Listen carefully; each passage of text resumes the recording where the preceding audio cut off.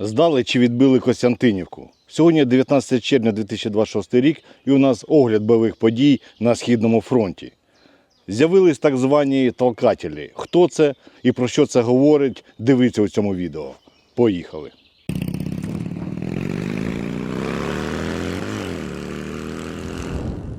До речі, у цьому відео розповім дуже гарну новину для російських солдат на Костянтинівському напрямку. Але все по порядку. На цьому тижні ворог пройшов лише в одному місці. Це вище Маркове, по Зеленці десь на 1,5 кілометра. Костянтинівський напрямок на даний момент розвивається дуже динамічно з позиційними боями. Відразу скажу, що у самій Костянтинівці ситуація стала трошки краща, але дуже динамічно може змінюватись то в одну сторону, то в іншу. На даний момент в таких місцях більш всього спостерігаємо окупантів. Біля Новодмитровки повибивали російського окупанта, і ми розширили свої позиції навколо ринку, приблизно відмічаю на мапі.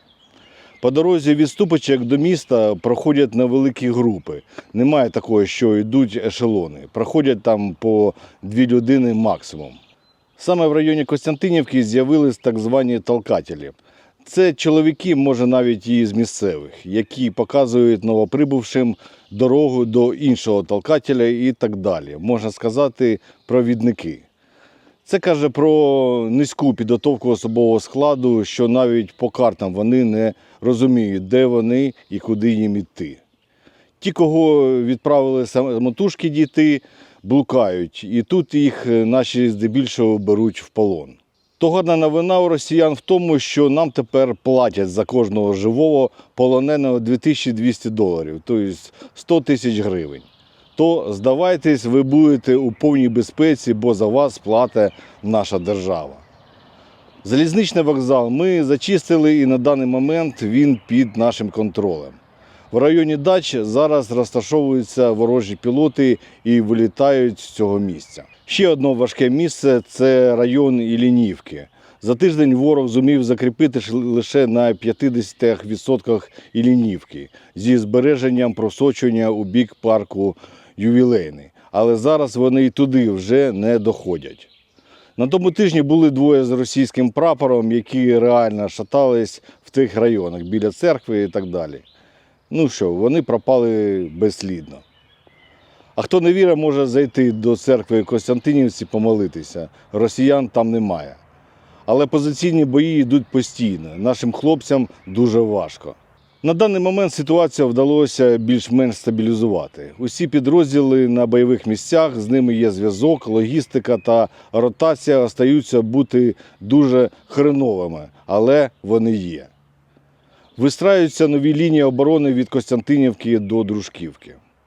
До речі, хочу попередити військових у цих районах. Всі знають, що ворог скидає на дороги магнітні міни.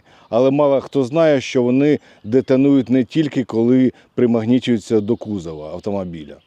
Наш розрахунок побачив таку міну і вирішив оминути. І десь пів метра від неї проїжджав, і після того, як перше колесо проїхало, то міна здетонувала. То не треба намагатися об'їхати, треба на відстані десь метрів 25 розстріляти цю міну, щоб вона здетонувала. Будьте уважні. На відрізку Яблунівка, Степанівка, Попів-Яр та Софіївка, попри намагання покращити свої позиції, ворог успіхів не мав. Були лише рекордні його втрати.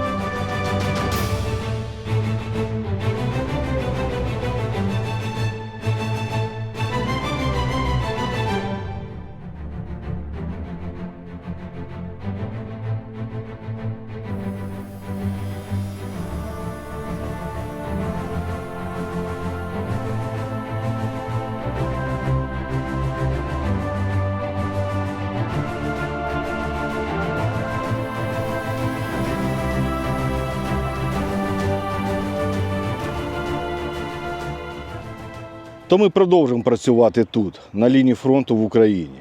А останні удари по військових та стратегічних об'єктах у Москві вкотре показують одну важливу річ.